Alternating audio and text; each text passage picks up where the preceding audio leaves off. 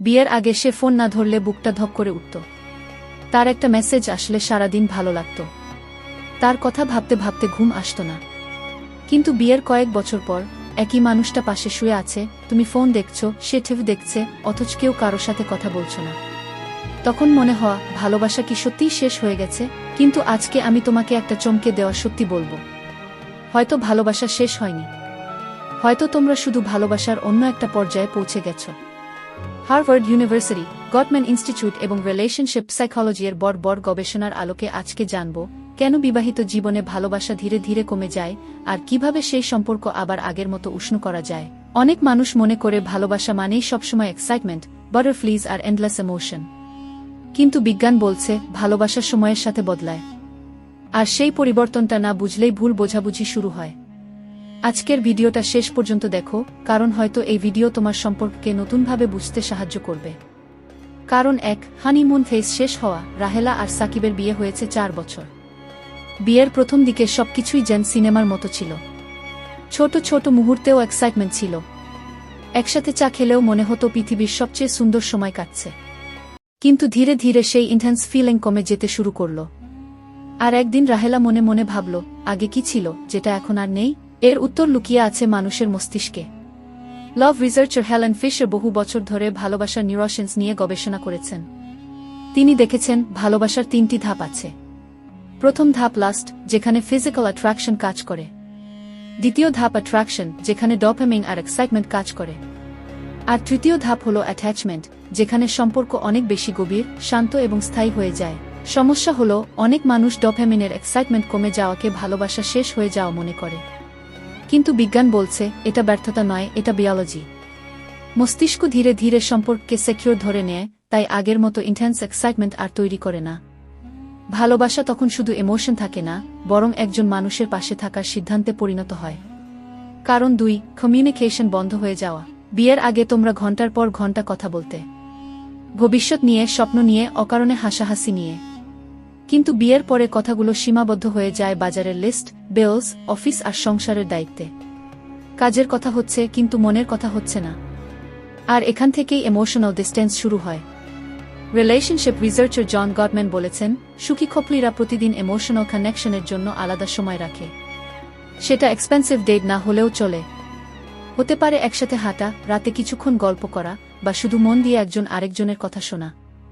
কারণ মানুষ শুধু একসাথে থাকার জন্য ভালোবাসে না, বোঝা যাওয়ার জন্যও ভালোবাসে। তিনি আরও বলেছেন, সুখী সম্পর্কে পজিটিভ ইন্টারাকশন এবং নেগেটিভ ইন্টারাকশনের রেশিও প্রায় 5:1 হয়। মানে প্রতিটি কষ্টের মুহূর্তের বিপরীতে অন্তত 5টি ভালো মুহূর্ত দরকার। কিন্তু যখন সম্পর্ক শুধু দায়িত্ব আর সমস্যার মধ্যে সীমাবদ্ধ হয়ে যায়, তখন ইমোশনাল ওয়ার্মথ কমতে শুরু করে। তাই আজ থেকেই একটা ছোট পরিবর্তন আনো। রাতে ফোন দূরে রেখে শুধু জিজ্ঞেস করো, আজকে তোমার দিনটা সত্যিকার অর্থে কেমন গেল? কারণ 3, অ্যাপ্রিসিয়েশন হারিয়ে যাওয়া। বিয়ের আগে সে একটু সুন্দর করে সাজলে তুমি বলতে, আজকে তোমাকে অসাধারণ লাগছে। সে তোমার জন্য ছোট কিছু করলেও তুমি অ্যাপ্রিসিয়েট করতে। কিন্তু সময়ের সাথে সাথে সেই অ্যাপ্রিসিয়েশন হারিয়ে যায়। সে প্রতিদিন রান্না করছে, সংসার সামলাচ্ছে, ক্লান্ত শরীর নিয়ে চেষ্টা করে যাচ্ছে, অথচ তুমি ধরে নিয়েছ এটাই তো স্বাভাবিক। মনোবিজ্ঞানে এটাকে বলা হয় হেডনিক অ্যাডাপ্টেশন। মানুষ খুব দ্রুত ভালো জিনিসের সাথে অভ্যস্ত হয়ে যায়। সাইকোলজিস্ট এলি ফিঙ্কল বলেছেন, মানুষের মস্তিষ্ক নতুন জিনিসে এক্সাইটমেন্ট অনুভব করে, কিন্তু পরিচিত ভালো জিনিসও ধীরে ধীরে নরমাল মনে হতে শুরু করে। আর এখান থেকেই সম্পর্কে ওয়ার্মথ কমতে থাকে। যে মানুষটা প্রতিদিন চেষ্টা করছে, সে যদি অনুভব করে তার এফোর্টের কোনো মূল্য নেই, তাহলে ধীরে ধীরে সে ইমোশনালি দূরে সরে যেতে শুরু করে। তাই মাঝে মাঝে শুধু একটা ধন্যবাদ কি তুমি পাশে আছো বলে আমার জীবন সহজ কে, এই ছোট বাক্যগুলো সম্পর্ককে নতুনভাবে বাঁচিয়ে তুলতে পারে। কারণ 4, ইমোশনাল ডিস্টেন্স তৈরি হওয়া। ইমোশনাল ডিস্টেন্স কখনো একদিনে তৈরি হয় না, এটা ধীরে ধীরে তৈরি হয়। একদিন সে কষ্টের কথা বলল, তুমি গুরুত্ব দিলে না। আরেকদিন সে কিছু শেয়ার করতে চাইল, তুমি ব্যস্ত ছিলে। তারপর একসময় সে চুপ হয়ে গেল। কারণ সে শিখে গেছে, এখানে আমাকে বোঝা হবে না। মনোবিজ্ঞানী সু জনসন বলেছেন, সম্পর্কের গভীরে আসলে একটাই প্রশ্ন লুকিয়ে থাকে, তুমি কি সত্যিই আমার জন্য আছো? যখন একজন মানুষের মনে এই প্রশ্নের উত্তর কি না হয়ে যায়, তখন ইমোশনাল ডিস্টেন্স তৈরি হয়। একই ঘরে থেকেও 2 জন মানুষ আলাদা পৃথিবীতে বাস করতে শুরু করে। জন গটম্যান এটাকে কি বেডস ফর কানেকশন কি বলেছেন।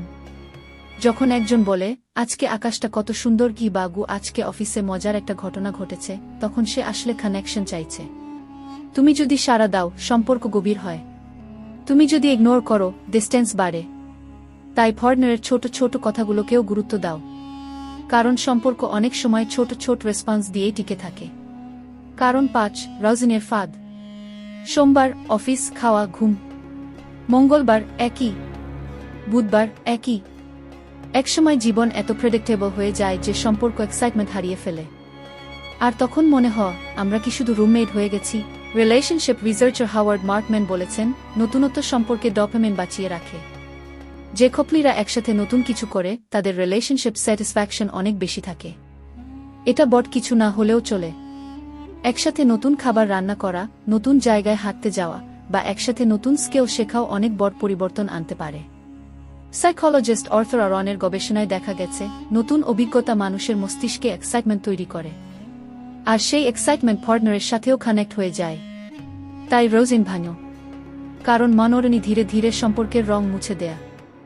কারণ 6 আনমেট এক্সপেকটেশনস।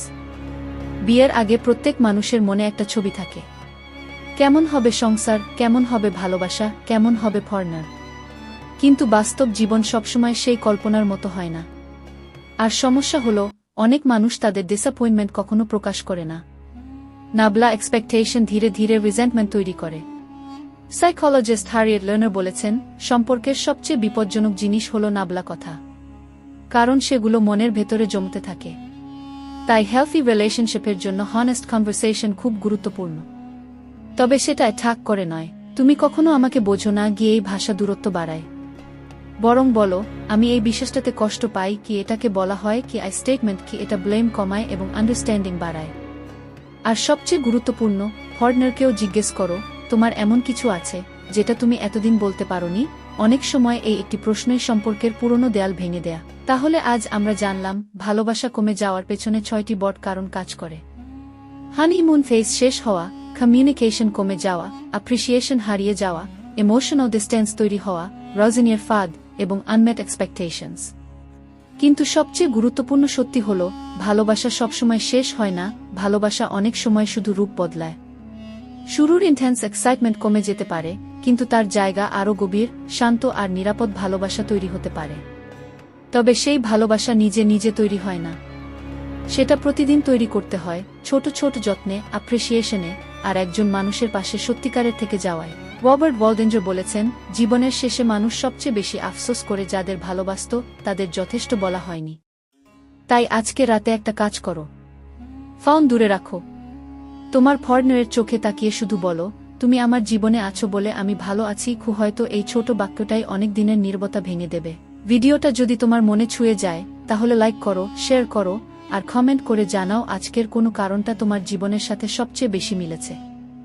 সাবস্ক্রাইবই করতে ভুলবে না, কারণ পরের ভিডিওতে আমরা কথা বলবো কিভাবে হারিয়ে যাওয়া ভালোবাসা আবার ফিরিয়ে আনা যায়। আমি তোমার নাম। এটা ছিল জান্নাত স্পিকার। ভালো থেকো, ভালোবাসো, আবার দেখা হবে।